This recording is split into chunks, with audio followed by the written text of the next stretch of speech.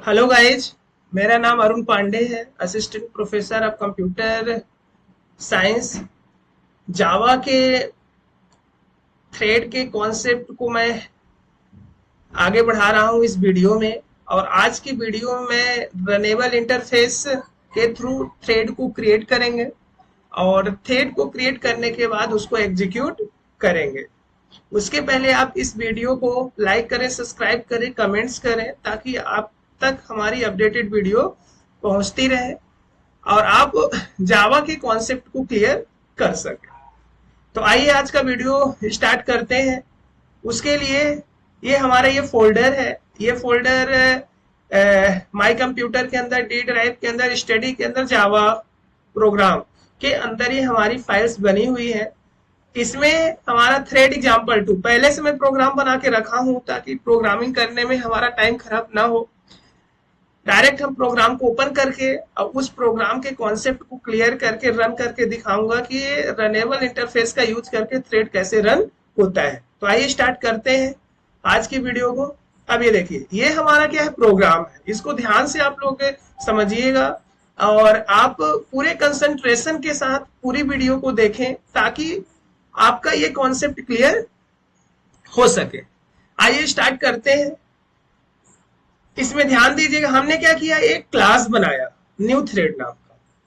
हमने क्या किया, एक क्लास बनाया। ये हमारी मेन क्लास नहीं है, ये हमारी मेन क्लास नहीं है क्योंकि मेन क्लास हमने थ्रेड एग्जाम्पल 2 नाम का बनाया हुआ है। यहाँ देखिए, ये थ्रेड एग्जाम्पल 2 नाम का ये क्लास बनी हुई है जिसके अंदर मेन मेथड होता है। अगर मेन क्लास को पहचानना है तो मैं आपको बता दे रहा हूं कि जिसके अंदर मेन मेथड है, ये public static void main string args, ये जो मेन मेथड है जिस क्लास के अंदर होता है तो ये मेरी मेन क्लास कहलाती है। तो हमारा ये जो क्लास न्यू थ्रेड, इसको हमने बना लिया। इसमें हमने इंप्लीमेंट कर लिया रनेबल इंटरफेस को। रनेबल इंटरफेस है इसलिए हमने इसको इंप्लीमेंट किया है किसके अंदर, न्यू थ्रेड क्लास के अंदर। अगर यही क्लास होता तो ये एक्सटेंड होता न्यू थ्रेड क्लास के अंदर। इसको आप लोग क्लियर रखिएगा क्योंकि जब मैं इंटरफेस के वीडियो में मैं इस कॉन्सेप्ट को क्लियर किया हूं, तो अगर इंटरफेस का वीडियो क्लियर करना चाहते हैं, उसको समझना चाहते हैं अच्छे से, तो आपको मेरे इंटरफेस के कॉन्सेप्ट को जरूर समझें ताकि आपको क्लियर हो सके।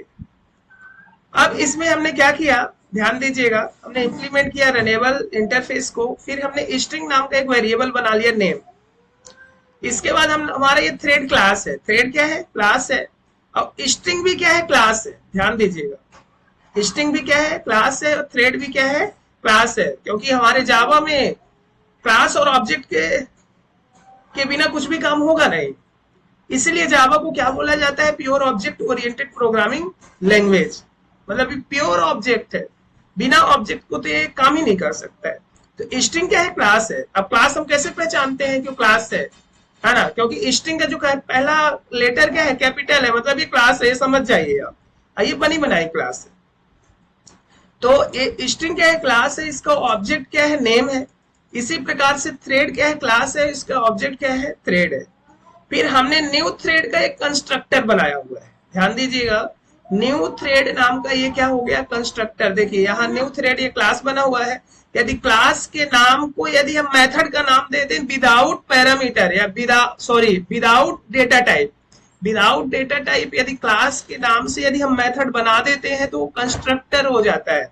न्यू थ्रेड नाम का हमने कंस्ट्रक्टर बनाया और उसके अंदर ये नेम जो हमने ऑब्जेक्ट बनाया है स्ट्रिंग टाइप का, इसको हमने पैरामीटर के रूप में पास कर दिया है। और इसको हमने ओपन किया। ओपन करने के बाद ये देखिए, ये नेम है, यहाँ भी नेम है और हमारा वेरिएबल भी नेम है। दोनों नेम सेम है और दोनों नेम को एक्सेस करने के लिए हमें सेम हो जा रहा है। तो इसको डिफरेंशिएट करने के लिए दिस कीवर्ड का यूज किया जाता है। इस कॉन्सेप्ट को भी मैंने क्लियर किया हुआ है, दिस कीवर्ड को भी। तो आप इस वीडियो को देखने से पहले ना पिछली वीडियो को जरूर देखें ताकि आपका सारा कॉन्सेप्ट क्लियर रहे ना, तो ये वीडियो आपको अच्छे से समझ में आएगी। तो हमने क्या किया, this dot name equal to name कर दिया। मतलब नेम में जो रहेगा वो नेम में स्टोर हो जाएगा और दोनों सेम टाइप का वेरिएबल है, इसीलिए हमने दिस कीवर्ड का यूज करके इसको डिफरेंशिएट किया हुआ है। अब हमने क्या किया, थ्रेड का ऑब्जेक्ट बनाया और थ्रेड का ऑब्जेक्ट बनाते समय उसमें हमने क्या किया, नेम को पास कर दिया, नेम को हमने पास कर दिया और दिस के साथ, मतलब नेम में जो रहेगा वो भी जाएगा और दिस में जो है वो भी जाएगा। अब system dot out dot println हमने किया है ना, और थ्रेड को प्रिंट कराया, थ्रेड को क्या किया है, प्रिंट कराया है। और थ्रेड को फिर हमने इसमें क्या कर दिया, स्टार्ट कर दिया। मतलब कि जैसे ही हम ऑब्जेक्ट बनाएंगे न्यू थ्रेड नाम का, तो हमारा ये कंस्ट्रक्टर कॉल हो जाएगा और इसकी वर्किंग यहाँ कंप्लीट हो जाएगी। क्लियर? अब इसमें क्या है, पब्लिक वाइड रन है, ध्यान दीजिएगा, पब्लिक वाइड ये रन है, रन मेथड है। जैसे हम थ्रेड को स्टार्ट करते हैं ना, तो रन मेथड हमारा क्या होता है, एग्जीक्यूट होता है। अब रन मेथड के अंदर हमने क्या किया है, ट्राई कैच का यूज किया, मतलब कोई भी एक्सेप्शन आएगा तो उसको कैच करे और कैच करने के बाद उसको थ्रो करे और थ्रो करने के बाद यहाँ इसको प्रिंट कराए, है ना। और इसके अंदर हमने फॉर लूप यूज किया हुआ है। फॉर लूप मतलब कि जे नाम का एक वेरिएबल है, इसको 5 लिया है, 5 यदि बड़ा है बराबर है 0 से जे माइनस माइनस करेगा और सिस्टम डॉट आउट प्रिंटलन जे को प्रिंट कराएगा।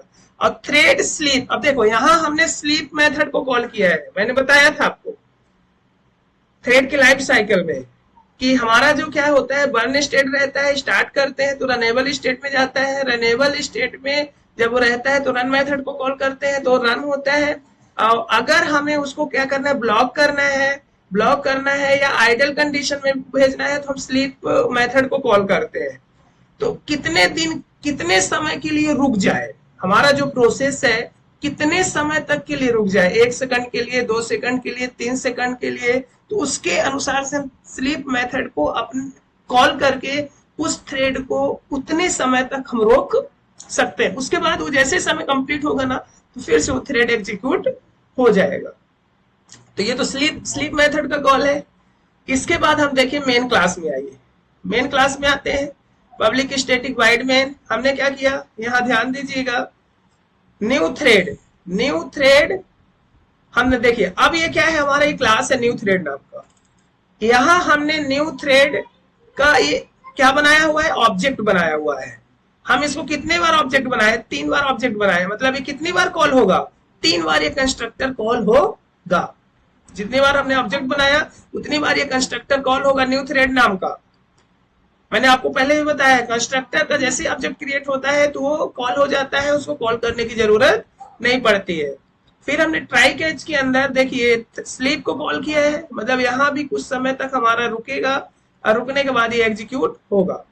क्लियर है? मतलब कि हम जैसे ही मेन प्रोग्राम को कंपाइल और रन करेंगे तो पहली बार ये कॉल किया न्यू थ्रेड, कॉल करने के बाद फिर ये डायरेक्ट कहाँ आ गया आपका, इस क्लास के अंदर। इस क्लास के अंदर ये जो कंस्ट्रक्टर बना हुआ है वो कॉल होगा। कॉल होने के बाद इसमें ये असाइन करेगा, है ना। असाइन करने के बाद फिर ये क्या करेगा, जैसे स्टार्ट करेंगे तो रन कॉल होगा, रन कॉल होने के बाद फिर इसको प्रिंट कराएगा, प्रिंट कराने के बाद फिर से मेन प्रोग्राम में आ जाएगा। सेकंड बार फिर से हमने ऑब्जेक्ट बनाया तो फिर से कॉल, मतलब ये कितनी बार कॉल होगा, 3 बार कॉल होगा। तो आइए इस प्रोग्राम को हम कंपाइल और रन करके देखते हैं ताकि आपको क्लियर हो सके कि जो हमने इस प्रोग्राम में एक्सप्लेन किया है एक्चुअली में हो उसका आउटपुट मिल पा रहा है या नहीं मिल पा रहा है।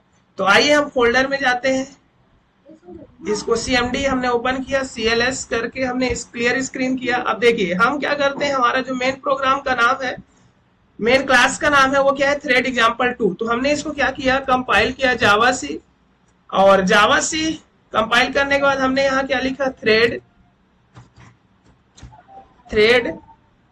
एग्जाम्पल 2 नाम से है डॉट जावा। हमने इसको क्या किया, कंपाइल किया, इसमें जावा सी थ्रेड एग्जाम्पल, अच्छा इसमें एरर था, हमने यहाँ ई यूज कर दिया, ई यूज हो गया, कंपाइल किया, ये कंपाइल हो गया। इसके बाद हमने यहाँ जावा लिखा, इसके बाद ये क्या है, थ्रेड एग्जाम्पल 2, और इसको ध्यान दीजिए। अब इसको हम रन कर रहे हैं, जैसे ही रन किए ये ध्यान दीजिएगा, यहां क्या बता रहा है, यहां ध्यान दीजिएगा, यहां हमने क्या किया, इसको अब समझिएगा, ये जो रन हुआ है मैं इसको समझा रहा हूं, अब इसमें ध्यान दीजिएगा, यहां ध्यान दीजिए, हमने इसको रन कराया। अब यहां क्या लिखा है, a new thread first 5 main created.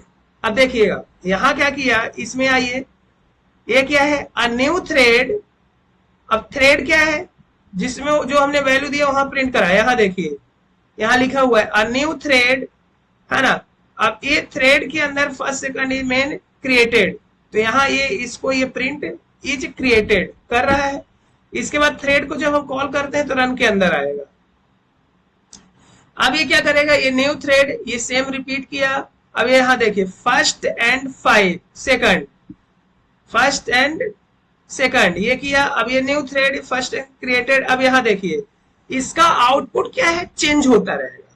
ध्यान दीजिएगा इसका आउटपुट क्या होगा, चेंज होता रहेगा। ध्यान दीजिएगा जैसे हमने क्या किया, थर्ड, थर्ड के बाद क्या है फर्स्ट, फर्स्ट के बाद क्या है second, third, first, third, second, third, ये मतलब इसका रिजल्ट क्या हो रहा है, अल्टरनेट, मतलब ये स्लीप मोड में जा रहा है। और स्लीप मोड के जाने के बाद वो क्या कर रहा है, उसको एग्जीक्यूट कर दे रहा है। एग्जीक्यूट करने के बाद अगली बार जब स्लीप मोड में आता है तो फिर से अल्टरनेट एग्जीक्यूट कर रहा है, फिर से स्लीप मोड में आएगा तो फिर से अल्टरनेट एग्जीक्यूट करेगा। मतलब इसका आउटपुट क्या है, फिक्स नहीं है। क्लियर हुआ। तो इसमें हम जितनी बार स्लीप मोड में भेजेंगे उतनी बार उसका आउटपुट चेंज होता रहेगा। मतलब यहाँ थ्रेड क्रिएट हो रहा है और क्रिएट होने के बाद वो एग्जीक्यूट हो रहा है, उसको हम स्लीप मोड में भेजते हैं तो उसका क्या होता है, एग्जीक्यूशन बार बार चेंज होता रहता है। तो ये तो हमारा हुआ रनेबल का कॉन्सेप्ट। अगली वीडियो में मैं मल्टी थ्रेडिंग के साथ मिलूंगा। ये थ्रेडिंग का लास्ट कॉन्सेप्ट है, मल्टी थ्रेडिंग। तो आज की वीडियो में इतना ही। अगली वीडियो में मैं मल्टी थ्रेडिंग के साथ मिलता हूं। आज की वीडियो को लाइक करें, सब्सक्राइब करें, कमेंट्स करें ताकि अपडेटेड वीडियो आप तक पहुंचती रहे। धन्यवाद।